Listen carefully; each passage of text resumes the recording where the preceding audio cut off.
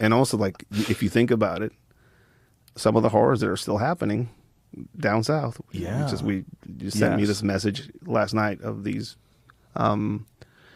6 or 7 I'll send it to Jamie um, because it's pretty crazy how often this stuff happens down in Mexico and how little of it we ever hear about it. We don't really hear too much about these insane mass murders that take place down there. there was a beheading in down in Mexico, and it was it's a safe, or not a historically safe, part of Mexico, that where this type of stuff doesn't happen that much, but things are changing rapidly down there.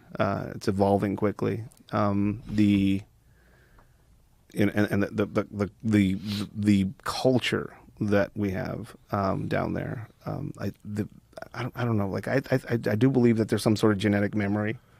I bet there is. It makes sense. I think there's genetic memory. 6 severed head found on the side of the road, the chilling message in one of Mexico's safest regions. And what part of Mexico is this? I think it's Puebla region, if I'm not mistaken. Yeah, Puebla and Tlaxcala. And Puebla, I mean, it's a beautiful place. If you go to Puebla, visit Puebla, guys. It's beautiful. But this is Just don't be there at the wrong time. just don't work for the cartels, I guess. The act. So this is an interesting thing that I heard long ago from somebody. One of the first jobs I did was cut somebody off a bridge, and one of the older guys that was with me, I was like horrified by this kid, 16, 17-year-old kid, told me, "Oh, they're being kind." Then I'm like, what's kind about leaving somebody hanging from a fucking bridge naked? His family's going to get something to bury at least. So it dawned on me that that was an act of kindness. So having somebody beheaded is even so normal.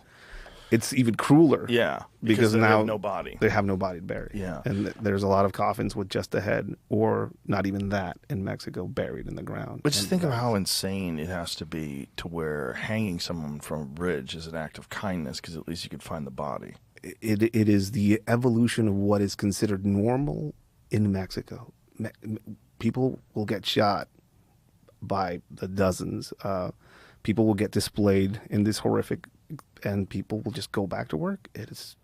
That's every day, and that's the scary part of it. I think for most of the people that live down there is how normalized it has become. It's not an abnormal thing to hear some of these things.